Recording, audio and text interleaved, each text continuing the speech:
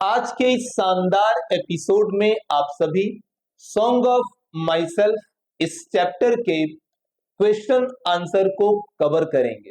Dear students, मैं हूं आपका डॉक्टर बीके सिंह और स्वागत है आप सभी का बीके सिंह इंग्लिश क्लासेस के आज के इस माइंड ब्लोइंग एपिसोड में। डियर स्टूडेंट्स, आज की इस क्लास में 12th class English Bihar board के पोएट्री सेक्शन के second chapter song of my self, जिसके ऑथर वाल्ट विटमैन हैं, इस चैप्टर के शॉर्ट क्वेश्चंस को हम कवर करने वाले हैं।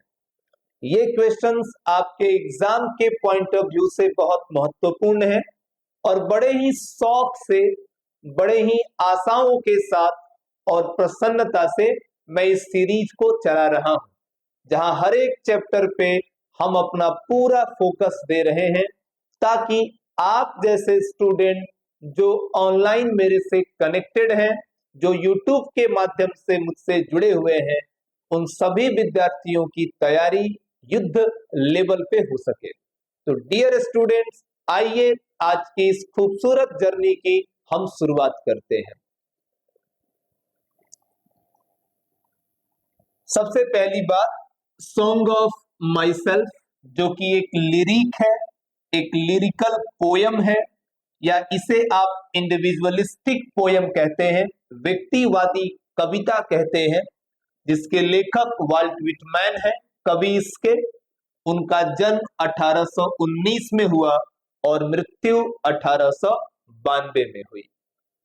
इस कविता के line by line Hindi explanation और इसके ऑब्जेक्टिव क्वेश्चंस मैंने करा दिए हैं। दोनों की सेपरेट वीडियोस हैं और दोनों में विधिवत एक्सप्लेनेशन मेरे द्वारा किया गया है। यदि आप इसी वीडियो से इस लेक्चर को देखना स्टार्ट कर रहे हैं तो मैं आपसे रिक्वेस्ट करूंगा कि आप पीछे की 2 वीडियोस जरूर देखें। मेरी क्लासों का सबसे अच्छा बेनिफिट्स आपको तभी होगा जब आप उसे सीरीज में देखेंगे, क्योंकि मैं बड़ा ही शौकीन टीचर हूं। मैं कॉन्सेप्ट को सजा धजा कर अपने बच्चों के बीच परोसता हूं। तो माय डियर स्टूडेंट्स, आइए इस क्लास को हम स्टार्ट कर लें और पहले क्वेश्चन से मिलते हैं। हमारा पहला क्वेश्चन है, what does the poet Walt Whitman mean by nature without check with original energy? यानी कि हमारे जो कवि हैं वाल्ट विटमैन, तो वाल्ट विटमैन के कहने का क्या मतलब है? What does the poet mean, यानी कि कवि का क्या मतलब है बाय इस बात को कहने से? क्या बात कहा था उन्होंने इस पोयम की लास्ट लाइन में? Nature without check with original energy. Nature without check with original energy को कहने के पीछे वाल्ट विटमैन का क्या उद्देश्य था, क्या मतलब था? यही आपके पोयम में आपसे पूछा जा रहा है। इसका आंसर देंगे हम, जरूर देंगे। ईंट का जवाब पत्थर से देंगे। सबसे पहले हम लिखेंगे कि इन द पोयम, कविता में, सॉन्ग ऑफ माई सेल्फ वाली कविता में, Walt Whitman says, Walt Whitman कहते हैं दैट, कि ही वांट्स, वो चाहते हैं कि नेचर यानी कि प्रकृति, शुड, प्रकृति को चाहिए, स्पीक, बोलना, टू हिम, उनसे, लेखक से, इन इट्स, अपने, ओरिजिनल यानी कि वास्तविक, फॉर्म यानी कि रूप। कवि कहते हैं कि वो चाहते हैं कि प्रकृति उनसे बात करे अपने वास्तविक रूप में, एंड, और, विद इट्स फुल फोर्स, और अपने पूरे बल से, अपनी पूरी ताकत से। प्रकृति अपने वास्तविक रूप में आके उनसे बात करे, अपनी पूरे बल के साथ उनसे बात करे, एंड नॉट एज इन्फ्लुएंस्ड, और वो उस तरीके से प्रेरित ना हो, बाय थॉट्स, विचारों से, एंड डोगमेट्स, और सिद्धांतों से। विचारों और सिद्धांतों से प्रेरित हुए बिना प्रकृति उनसे अपने पूरे बल के साथ बात करे, अपने वास्तविक रूप में आके बात करे, क्योंकि लेखक ये मानता है कि वो हर खतरे के लिए तैयार है, हर चैलेंज के लिए तैयार है। उन्होंने लिखा था कि आई एम रेडी, मैं तैयार हूं हर डेंजर के लिए, हर हजार्ड के लिए, हमेशा से वो तैयार है। कहा भी गया है कि मानव जब जोर लगाता है, पत्थर पानी बन जाता है। इस प्रकृति ने हमें उड़ने के लिए पंख नहीं दिए, मानवों ने हवाई जहाज बनाए और आज वो आकाश में उड़ता है। नेचर ने हमारे पांवों को उतनी ताकत नहीं दी कि हम तेजी से दौड़ सकें, हमने मोटर गाड़ियां बनाई और आज हम बहुत तेजी से दौड़ते हैं। प्रकृति ने हमें जल में तैरने की कैपेसिटी नहीं दी, हमने शिप बना लिए, हमने नाव बना लिए और आज हम जल के ऊपर तैरते हैं। प्रकृति ने उतना सारा भार उठाने की क्षमता हमें इन हाथों में नहीं दी, हमने इन्हीं हाथों से क्रेन बनाए, जेसीबीज बनाई और आज हम इन्हीं हाथों से उन क्रेन और जेसीबीज के जरिए अधिक से अधिक वेट को हम उठा पाते हैं। तो मानव ने अपने बुद्धि का प्रयोग करके प्रकृति को चैलेंज किया है, बदला है हमने प्रकृति के उस चैलेंज से अपनी इस ताकत को। तो ये पहले क्वेश्चन का आंसर है, आप इसका स्क्रीनशॉट ले लीजिए।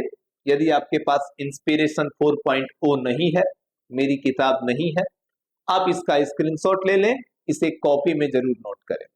आते हैं सेकंड क्वेश्चन की तरफ।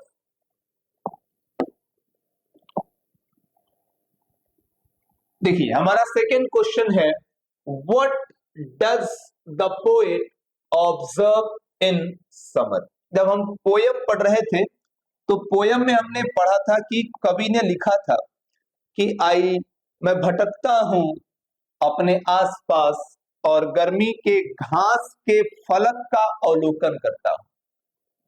वही प्रश्न पूछा गया है आपसे कि what does the poet observe, कवि क्या देखता है इन समर, गर्मी में। आंसर आप लिखिएगा,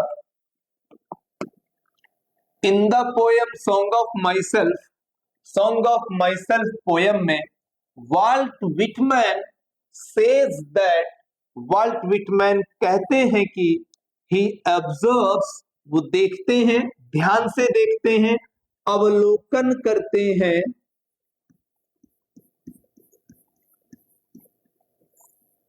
द स्पीयर यानी कि फलक को, ऊपरी हिस्से को, ऑफ समर ग्रास, ग्रीष्मकालीन घास के, गर्मी के जो घास हैं उनके फलक को वो ध्यान से देखते हैं। ही लोप्स, वो भटकते हैं, ऑन द स्पीयर, फलक पर, ऑफ ग्रास यानी घास के, एंड इनवाइट्स, और आमंत्रित करते हैं, हिज सोल, अपनी आत्मा को, अपनी आत्मा को वो आमंत्रित करते हैं, टू अपीयर, कि वो आके इनके सामने प्रकट हो।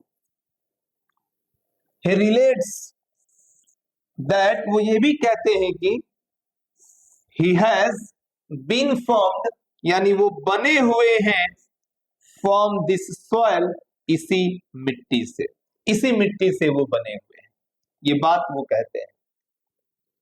तो इस कविता में, सॉन्ग ऑफ माई सेल्फ की कविता में, देखिए किसी भी क्वेश्चन का आंसर लिखिए तो रिफरेंस उसके आगे जोड़ दीजिए, इससे आपकी कॉपी चेक करने वाले को ये रियलाइज होगा कि आपने बड़े ही डिटर्मिनेशन के साथ, बड़े ही डेडिकेशन के साथ इस चैप्टर को पढ़ा है। तो रिफरेंस जोड़ देंगे कि song of my self poem में वॉल्ट विटमैन कहते हैं कि उन्होंने अवलोकन किया है गर्मी के घास के फलक का, वो भटकते हैं घास के फलकों के ऊपर और अपनी आत्मा को आमंत्रित करते हैं कि वो आए और अपना साक्षात्कार करे, कभी उसे देखे। वो ये भी कहते हैं कि इसी मिट्टी से मेरा भी जन्म हुआ है, अमेरिका की मिट्टी से मैं भी पैदा हुआ हूं और दूसरे लोगों में और मुझ में कोई खास फर्क नहीं है।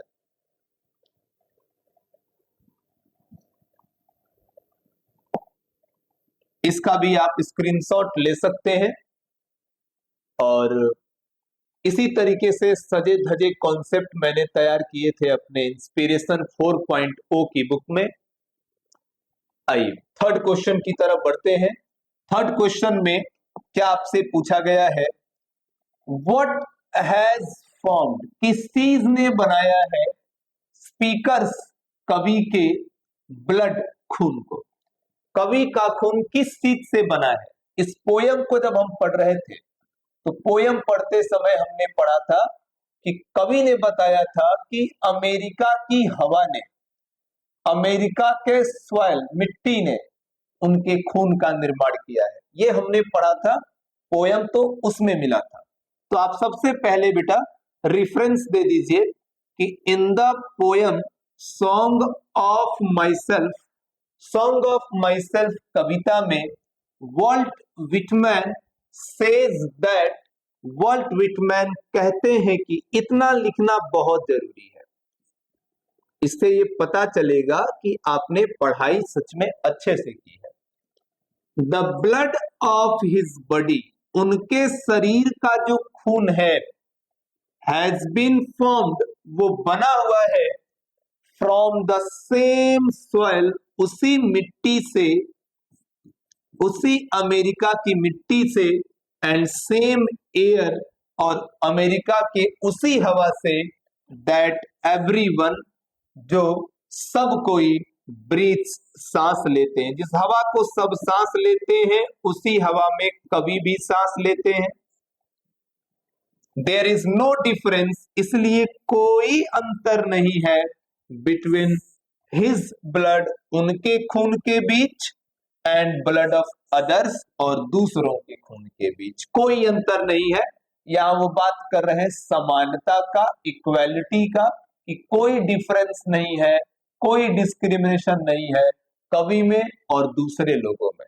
यानी कि सॉन्ग ऑफ माई सेल्फ कविता में वाल्ट विटमैन कहते हैं कि उनके शरीर का खून बना हुआ है उसी मिट्टी से और उसी हवा से जिसे सब सांस लेते हैं, इसलिए कोई अंतर नहीं है उनके खून में और दूसरों के खून में। ये बात बताने की कोशिश वाल्ट विटमैन साहब ने की थी। आप इसका स्क्रीनशॉट ले लें, अपने पास सुरक्षित रख लें, और अब हम आएंगे अपने अगले क्वेश्चन की तरफ।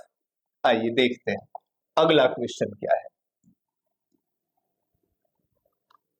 What does the poet mean, is mean हो गया, सॉरी यहाँ meant हो गया है। What does the poet mean by hoping to seize not till death, यानी कवि के कहने का क्या मतलब है। कवि ने जब कहा था, ये टाइपिंग मिस्टेक है, इसके लिए मैं आपसे बहुत क्षमा मांगता हूं, टीचर से गलती होनी नहीं चाहिए वैसे।